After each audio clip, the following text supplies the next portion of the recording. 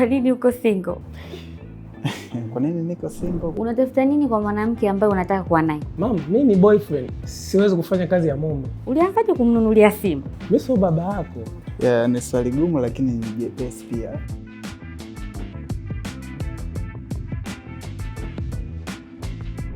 Kwa majina naitwa Collins Clarence na miaka 24, ni mwanafunzi wa first year, nasomea IT. Natamani nipate mahusiano ambayo yanaweza yakasogea au nikasema kwamba nikapata mtu ambaye nikawa naye for a long time. Mambo vipi? Poa. Unaitwa nani? Naitwa Rahma. Sijui wewe. Mimi naitwa Collins. So unafanya nini? Mimi ninasoma pia, ni mfanyabiashara. Unasoma chuo gani? NIT. Biashara gani unafanya? Nafanya biashara ya nguo. Kwa nini upo single? Nipo single kwa sababu ni ngumu sana kuwa na mimi. Ugumu wake? Kwanza mimi ni baili. Na unaonekana tu. First of all, mimi ni baili. Ni ngumu sana kutoa pesa. Hata kama nikiwa nayo, labda ukuwe na tatizo ambalo linahitaji hela. Na tatizo yenyewe iwe tatizo haswa, lakini kutoa hela mimi ni mgumu. Sasa kwa nini umefuata hapa? Aliyekwambia mapenzi bila pesa nani? Sio kila mtu anafikiria kwamba mapenzi bila pesa sio mapenzi. Kuna wengine ambao wana mapenzi wanayochukulia kama mapenzi yenyewe. Tatizo ni moyo, sio pesa. Yaani mapenzi tu, hunihudumii, hunipi ninachokitaka, mapenzi tu. Mama, mimi ni boyfriend, siwezi kufanya kazi ya mume. Nimekukuta unaishi, utaishi. Hizi zawadi sijui nini utapata vizuri, lakini sio kwamba unahitaji kusuka kwa wiki mara 2, nitoe hela mimi kwa wiki mara 2 usuke. Mimi sio baba yako. Unatafuta nini kwa mwanamke ambaye unataka kuwa naye? Nataka mwanamke mpambanaji. Mwanamke mwenye msimamo. Yaani mwanamke strong ambaye unaweza nikavumiliana naye katika shida na kwenye raha. Sio mwanamke ambaye hawezi kuvumilia shida, yeye anataka raha tu muda wote. Sasa wewe kwako hakuna raha, wewe kwako ni shida tu. Kwa sababu kumpa mwanamke pesa huwezi, mpaka apate matatizo. Kwa nini sasa kuna gender equality? Haki sawa. Haki sawa. Kila mmoja anatafuta pesa.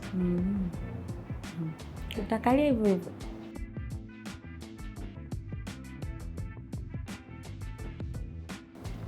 Mimi nitasema mawili ya ukweli, moja la uongo. Kipindi nipo mdogo, nakumbuka nilishawahi kupigwa kofi na mzee wangu. Kisa nilienda kwa mama na niliumwa almost 1 week. Alafu kipindi nipo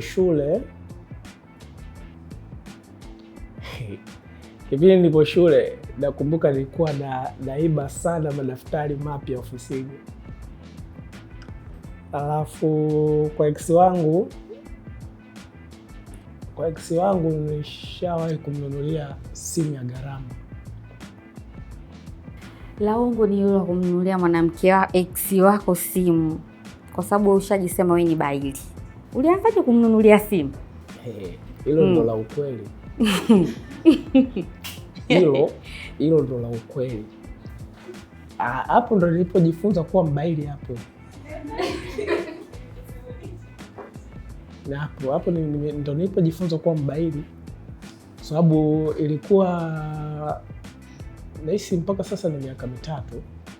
Ilikuwa siku ya birthday yake, nikafanya kama kumfanyia surprise.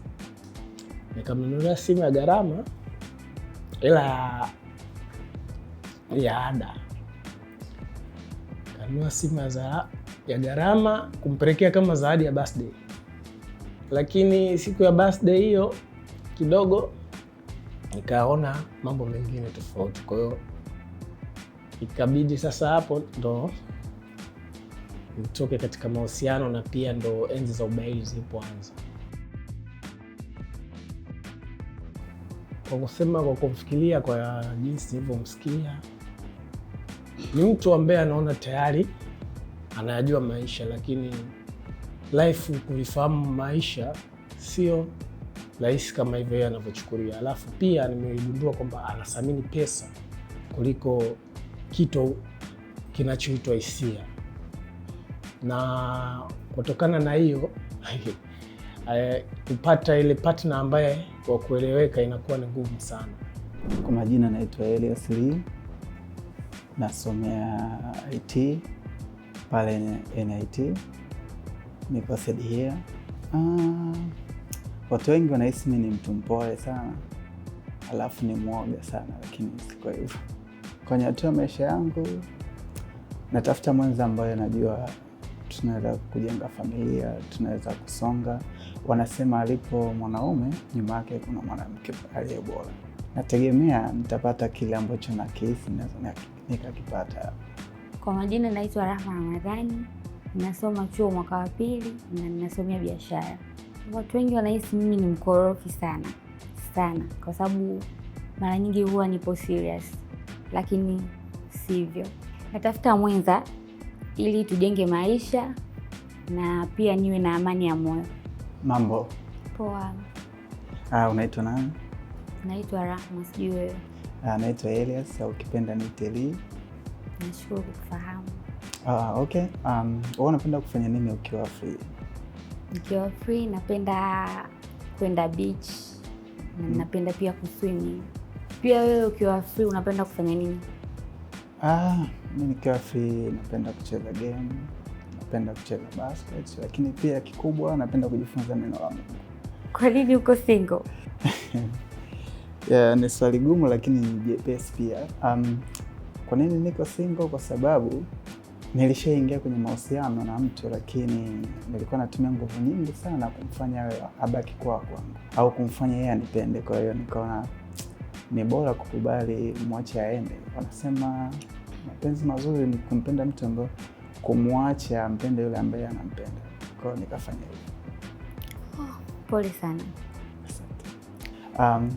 Kwa nini na wewe uko single? Mimi nipo single kwa sababu mwanaume niliyekuwa naye yani hana future. Yani hana future na ni mtu sana wanawake na pombe. Haijui kesho, yani anajua leo. Hicho ndio kilichosababisha niachane naye na mpaka sasa hivi niko single. Okay, na matazamio yako ulikuwa unatarajia kupata mwanaume aina gani? Cha kwanza napenda mwanaume anayempenda Mungu, anaijali. Yani kikubwa sana napenda tu mwanaume anayempenda Mungu na mwanaume anaijali, yani anipende na mimi nimpende. First date ulikuwa unatamani kwenda wapi au unapendelea nini? Unapendelea kula chakula gani? Mimi siwezi kuchagua sehemu ambayo napenda, yani sehemu ambayo naipenda, ila napenda sehemu yoyote nzuri yenye upepo. Pia chakula chochote mimi natumia. Unadhani mwanamke au mwanaume ana play part gani kwenye mahusiano yake? Kwangu mimi naweza nikasema kwamba nadhani mwanaume anaweza kuplay part gani kwenye mahusiano ni kuwa kama baba, kuwa mume bora, kuhakikisha familia imekaa vizuri, inapata kile kilicho bora kinachostahili, na kupambana kwa namna ambavyo anahisi anaweza kufanya familia yake iwe na furaha na iwe na amani wakati wote. Tukirudi kwa mwanamke, nafikiri anahitajika kuwa mama bora kwa watoto, kujifunza kila siku kitu kipya cha kuwafundisha watoto wake, lakini pia kujua namna ya kumwenda mwanaume wake pindi anaporudi nyumbani akiwa na stress, ajue namna gani ya kumfanya awe okay, kuliko arudi ampe makelele. Yani naweza kusema hivyo. Umeniambia bado unasoma, lakini kwenye mazungumzo yako mengi hapa umeongelea mambo ya familia. Kwa nini unawaza kuanzisha familia kwa sasa? Au Naweza nikasema ndio, kwa sababu umri unaruhusu. Niko chuo sawa, lakini na ndio maana naangalia namna gani akili yangu imekuwa, naweza nikasema hivyo. Kwa hiyo naangalia namna gani naweza kupata mwanamke ambaye naweza kuanza naye maisha. Pindi ninapomaliza basi tayari niwe nimeshamwandaa mtu ambaye nimeshamsoma, nimeshajua kwamba anafaa kuwa mama, anafaa kuwa mke. Ndio maana naanza mapema. Sasa maandalizi mazuri ni yale unaanza mapema, na nyota njema huonekana asubuhi.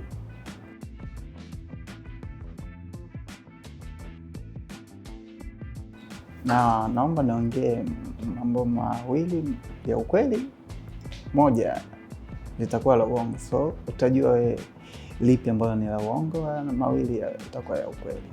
La kwanza, kuhusu shuleni pale chuo, kuna siku nilijaribu kudukua akaunti ya mtu ili kuhamisha pesa kwenye ATM yake. Sema nikakutana na onyo kali sana, ikanitisha. So hilo la moja hapo. Lakini la pili, kuhusu ex wangu, nilishia kumnunulia smartphone ya gharama, lakini wakati huo natumia kitochi. Na ya tatu, kuhusu utoto, nakumbuka nilishia kuchukua mizigo yangu, yani nguo nini, nikasema naenda kuanza maisha mwenyewe. Nikajiona kama naweza, kwa sababu niliona kama nyumbani kama mapigo mengi wananinyanyasa. Sasa nikasema ngoja nikaanze maisha mwenyewe, lakini nikaishia getini, karudi ndani. Yeah. Ambalo kwangu mimi naloona ni la uongo ni hilo la chuo. Ulitaka kuchukua pesa ya watu. Hapana. Umekosea. Ilikuwa ni ukweli, kwa sababu nakumbuka siku wakati nafanya majaribio. Unajua wakati tunasoma unafundisha zile namna ya kudukua mitandao, kufanyaje. Akili yangu ikawa na waza hivi, naonaga kama wale wengine wa Nigeria wengine kwa nafuatilia, wanakuta wanadukua akaunti za watu, wanachukua hela. Kwa hiyo nikajaribu na mimi niseme kumbe inawezekana, kama nishajua hiki kidogo, hebu ngoja nijaribu kuingia. Lakini nilipoingia kwenye hiyo system, wakati nataka kufanya hiko kitu, kwa hiyo kumbe kuna security kubwa sana ambao wameiweka ndani yake. Kwa hiyo ikawa imenizuia, na ilikuwa ni rahisi kunionyesha napatikana wapi, nafanya nini. Kwa hiyo nikaona kabisa na hapa naweza nikadakwa, afu kuonekana kama ni michezo yangu, kumbe ilikuwa ndo malango ya kwanza kufanya hivyo. So ikishia hivyo. Na mimi taongea mambo yangu matatu, ambayo mawili yatakuwa ya uongo, moja la kweli. Nilipokuwa darasa la 7 nilifeli mtihani. Nilimfumania ex wangu. Utotoni nilipigwa jiwe la kichwa. Kwa mimi ninavyoona la uongo, sababu yeye mwenyewe hata alivyotamka alicheka, ni la utoto. Umekosea, hilo ni la kweli. La uongo ni la kumfumania ex wangu na la kufeli mtihani wa darasa la 7. Hilo la utoto ilikuwa siku moja nimetoka shule. Nilipotoka shule, kabla ya kufika nyumbani, niliingia kwenye vile vijumba ambavyo havijaisha. Tulikuwa na marafiki zangu tu, yani nilikuwa nimeingia, yani tumeingia tu, unajua utoto. Nilipoingia vile natoka, mtaani kwetu kulikuwa kuna mtoto mmoja anaitwa Mwasiga. Alikuwa mkorofi. Sasa vile natoka mlangoni tu akarusha jiwe. Alivyorusha jiwe likanipasua hapa, nikaanza kutoka damu. Alikuwa na lengo la kukupiga wewe au anajirushia tu? Alikuwa hana lengo.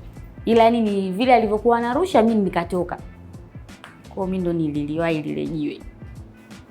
Tukio liwe kunibadilisha.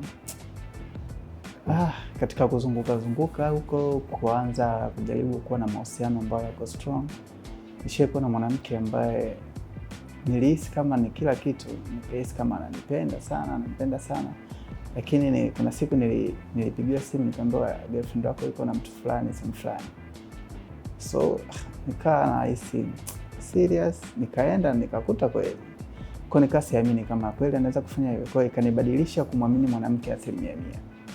Sasa kwa mfano, umeshasema huamini wanawake, si ndio? Yeah. Sasa ukiwa kwenye mahusiano na mimi, unaweza kuniamini kweli? Na umeshasema kwamba umejifunza kutokumwamini mwanamke? Sijui niiwekaje, lakini iko hivi. Unaweza ukapata imani kutoka kwangu, lakini sio yote. Sio kama mwanzo nilikuwa namwamini. Yaani unajua nilikuwa naamini kwamba no, hawezi kumpenda mwingine, hawezi kuwa na mtu mwingine zaidi yangu. So kuna mabadiliko, kuna uandaa moyo kupokea lolote litalokuja. Kwa hiyo nitakuamini, lakini sio kufikia hali kwamba likitokea tukio lolote basi likaniumiza zaidi. Kwa nitasema okay, ni yale yalikuwepo. Nikuulize kitu kimoja na wewe. Somo gani kubwa ambalo umejifunza kwenye mahusiano? Nilichojifunza kwenye mahusiano, nisimbane sana mwanaume wangu mimi kupitiliza. Inatakiwa kuna muda nimwachie uhuru. Yaani nisimbane kupitiliza. Hicho ndio kikubwa sana nilichojifunza. Kumbana kiengo gani? Yani niweke sawa hapo, sijaelewa. Kumbanaje? Yani asitoke, kumbana asiwe na mwanamke mwingine, kumbana si yani. Yep. Ni kwa mfano mimi mwanaume ex wangu. Na kitu ambacho kilichosababisha, vipo vingi, lakini kilichosababisha sana niachane naye, nilikuwa na mbana, yani asitoke sana na marafiki. Nilikuwa yani sipendi. Nilikuwa sipendi labda yani vile atoke na marafiki ovyo ovyo, nilikuwa sipendi. Na kile kitu ndo kilichoniharibia. Ni moja ya kitu ambacho kilichoniharibia sana. Na wakati yeye nimemkuta sana kwenye yale maisha, nilimbana sana yani kupindukia. Naomba kuuliza swali. Una tabia gani ambayo inawakwaza sana watu? Tabia ambayo inawakwaza watu, nikikumbuka haraka, mimi na moyo safi sana. Kwa hiyo huwa napenda sana kusaidia watu, kujali watu, hata kama nilichokuwa nacho ni kidogo, lakini najikuta natamani kumwona mwenzangu awe nacho, bora mimi nisiwe nacho. Kwa ile alafu mimi nikiwa na shida iko kitu, au watu wote ambao ninaweza nikafanya huo wema kwao, asiinuke hata mmoja kufanya kwangu. Kwa hiyo basi hata ananiambia, unajua mimi sipendi tabia yako. Yaani wewe unasaidia watu lakini wewe hawakusaidii. So hivyo. Kuna baadhi hivi imenivutia, kuna vingine havijanivutia. So nasubiri next step, labda nikimwona sasa appearance yake nione je, huko nako itaingia kwenye asilimia gani ya kuwa kwenye kukubali au kutafuta mwingine tena. Kati ya 10 mpaka sasa hivi anachukua 5 kwanza. Hizi 5 niachie chini nione kama zitaongezeka au atachukua zote. Kitu ambacho nimekipenda kutoka kwake, yani anaonekana ni mtu mwenye msimamo. Na kitu ambacho sijakipenda kwake, anaonekana yupo serious sana. 5. Hey,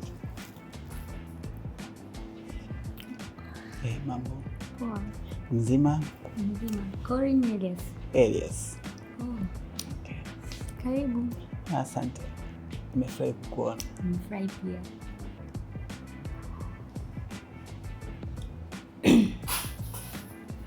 Mambo vipi? Poa.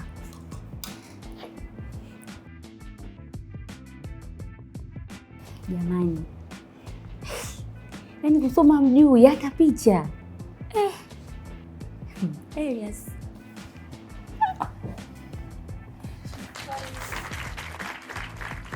Nimefurahi kukuona. Nimefurahi kuwa chaguo lako la kwanza. So natamani kitu kimoja kwenye first date. Mimi najua sana kupika. So kama utojali, ukaribie nyumbani. Niseme kwangu, maana nikisema nyumbani naweza kusema kwa wazazi. Kwangu nikupikie chakula chochote kizuri. Nakumbuka ulisema upendi nini? Chakula cha? Yeah, kwa hiyo au peleke beach, ulisema unapenda beach, unapenda kuswim. Yeah, nitakuwa mwalimu mzuri kwako pia. Yeah, nimefurahi pia kukufahamu. Yeah. Ila nilikuwa na ombi moja tu. Nilikuwa natamani nione macho yako. Oh, okay. Sijali. Mashallah. Una macho mazuri. Mimi napenda lips zako hivi. Thank you. Yeah, you are looking good. You are so beautiful. You are kind. You are unique. Yeah, you are not too much, so. Kuhusu experience ya leo, sipo disappointed sana, lakini pia nipo disappointed, lakini kutokana na jinsi tulivyoongea hatujapata kuelewana, lakini her looks are good, ipo vizuri, ila tumeshindana kwenye maelewano tu kidogo, lakini I believe one day nitapata yule ambaye tutaivana, nitapata ndimu mwenzangu. Kwa hiyo tajaribu tena siku nyingine. Thank you. Hi guys, msiache kufuatilia kipindi chetu cha Singles kinachopatikana YouTube channel yetu Film Farm Media. Singles.